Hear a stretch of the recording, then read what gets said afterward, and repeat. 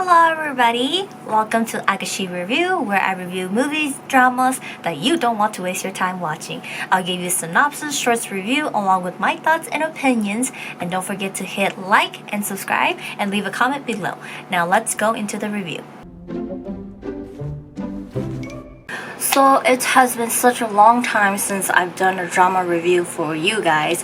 Honestly, a lot of the good dramas are coming to an end and new ones are just barely starting. So I more so for Korean drama. So I haven't been able to watch a good Korean drama or like new ones that came out. And so it's just been really hectic and crazy. But I started watching dramas again, like be able to, just find other different types. So today I'm actually going to be doing a Chinese drama with you guys, a review with you guys, and this one is called The Sleepless Princess, and it's a total of 35 episodes, and I don't remember when it airs, but I think it already came out to a total of 10 episodes or something around that, but the subtitles are slow and it's kind of off, so I only understood what I can understood, and I obviously used to study Chinese back then, so I understand a little bit and I can recognize some of the characters, so I just went off of that. But I'm going to be going over the cast with you guys, the synopsis, and the first 4 episodes.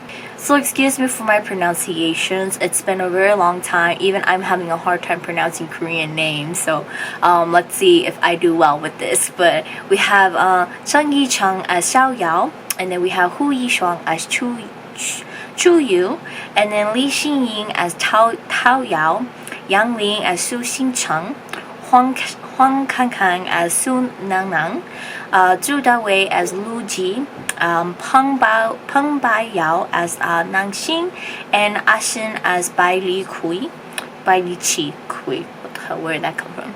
Anyways, the synopsis is an unfavored princess suffers from insomnia, and a stone-faced general on a mission to trace the cause of his older brother's death were fated to meet. Thus they go entangled through a sweet and heart-wrenching romance.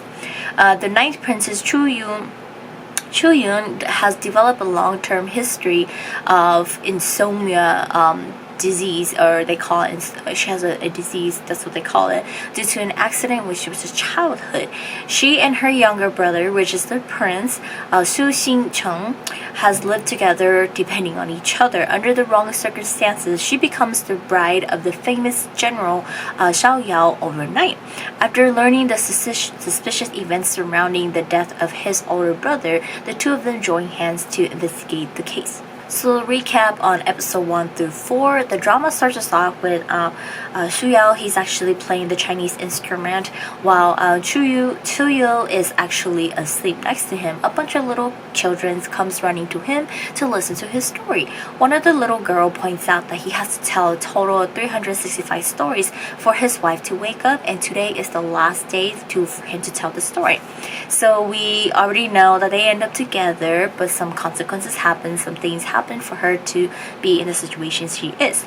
So we don't know what happens, but it leads us to telling the past of what happened between them and how they are today. So we move on to the past, where she is she's the princess, and she's actually hanging herself as she refuses to get married to this lord, and she wants the emperor to stop the marriage. We also find out that she's actually not the emperor's real daughter. Her father was this great grand master, and after the death of her father, she was adopted by the emperor and became his righteous daughter, and she was raised up in the palace. The wedding was called off by this lord, and she was very happy, and then she was just like, okay, that's it, I'm happy, I'm good, I'm normal again, back to normal, things are back to normal. The night rolls around and she's wandering around the palace, not sleeping, and she drinks all these things, she reads romantic novels, and does all these things to try to stay awake. Her maid ties her hair up so that when she falls asleep, her head falls forward, and yanks her head so that she doesn't fall asleep. Well, we learned that she, as a young kid, she saw this stone, and it went into her mind, merged into her mind, where whenever she falls asleep and dreams, the dream becomes true. She cannot make changes to it, or she will suffer some consequences. Therefore, she decides not to fall asleep and waits until the sun rises to sleep. Hence, because her dream only comes true at night, and she only dreams at nighttime. So she chooses not to fall asleep, and she gets the name of this mysterious weird princess who has this insomnia disease who never sleeps. So that's why she doesn't want to get married. Well, she actually ends up falling asleep, and she dreams that she was assassin and woke up, and she ended up running around calling for help, and she runs into General Shu Yao, who covered his face for that night. He covered his face for that night, so because he was doing something secretly. He ended up saving her from the assassin, and she escaped death, and that changed what her dream was, so changed the future. So now she has to suffer the consequences, which she's got like, okay, what's gonna happen now? And so we move on to seeing the emperor, who likes the general a lot, and because the rumor going around about the princess of being weird at nighttime, he decides to marry the general to the princess. On the day of the wedding, it's morning time, and the princess is in deep sleep, a deep coma. This is her consequences, and she cannot wake up from it. But on the way to the general's house for the wedding, it takes almost a day to get there. So by that time they get over there, it will be nighttime. Hopefully she will wake up and try to snap out and try to get out of this wedding. So when she's in when she changes what happens in her dream in real life, her consequences goes according to the zodiac calendar. So I've seen this. My dad has these calendars. So there's obviously the zodiac animal for the year, but every day is a different animal. Also through the year, there's a different animal, whether that day it's a good day or it's a bad day, or what's gonna happen, and that animal represents what the day is. So the day that she dreams that dream that she was assassin and her fate changed, that day was actually a mouse day, or like the rat day, so she was gonna get punished for that, and she turned into a rat on the day that she got married. So she couldn't wake up. She didn't wake up by the time she got to the general's house. So the general decides to marry her, and because he took it as that she was so tired for her to sleep, and then they will continue on the wedding ceremony, the next day or another time. She fell asleep, she woke up, and she's now a rat, and she's like wandering around, and she's a rat for like the whole night until the sun rises. So now that she has become the general's wife, he finds the general finds her very suspicious because of the things she does, and we learn that his older brother died due to a lot of things, and he's trying to investigate who killed his brother, all these things like that. And in the meantime, we get Sunanang. She appears as she has a one-side crush for the general, and after hearing that he got married to a weird sick princess, she comes and tries to end the life of the princess, all these things like that. But all these things, and it was just like, she comes and get involved and all this stuff like that. But the weird thing is she has a master that teaches her martial arts, and it's also the same master that teaches martial art to the general. That master looks like the prince's real father before he passes away. So all these things like that. So it's like weird stuff going on, and because of the subtitle it doesn't really make sense, so kind of wondering what's going on. But apparently the reason why the emperor raised up the princess and took her in as his daughter is because something happened that he caused her happened to this great grand master, and in order to pay back he had to raise his daughter up. That's why he chose to take in Chuyun and raised her up as a princess.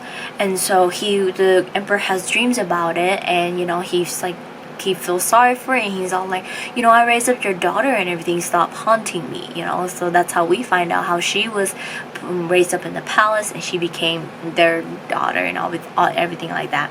But throughout her marriage with the general, things doesn't turn out well. He's always suspicious of her. She's told him about her dreams and stuff like that, but he doesn't believe it. He thinks she's up to something, and she's probably a spy. And at the same time, these assassins people that keep coming back after her, they have a master who is actually looking for the other half of the stone, and they believe she has it, which is already inside of her, merged into her mind. So they have the half of the book and the other half of the stone. By combining it together, you can actually predict the future, cure someone, and all these things like that. So it's a very, very powerful stone, and she has half of this. So yeah, that's why they're after her. And throughout the times of being married to the general, he becomes soft-hearted towards her, and all these things like that. So he really learns that she really is just innocent. She doesn't know anything, and people just blame stuff on her, and it just makes him fall more and more in love with her without realizing it. But that's the review for the Sleepless Princess. I'm actually really excited to see how this turns out. I feel like I should wait for better subtitles to rewatch it to understand some of the stuff, because I don't understand some of the things, and I actually want to know more about like the past, like how she got that thing mixed in her, who her dad is, and all these things, and how it all ties in, and why these bad people are after her. So really do looking forward to see how that's gonna turn out. But if you guys have not checked out this drama, do check it out. I do like it. It is the same people, I think, that directed the Romance of Tiger and Rose. I actually really like the Tiger and Rose, that one. So I really love to see how this one turns out. And obviously the main girl, she was the main girl in the I'm a Pet at Dolly Temple or something like that drama that I reviewed a long time with you guys, where it had no subtitle and I just wing it and try to understand it with you guys. But yeah, that's it for today's review, and I will see you guys next time.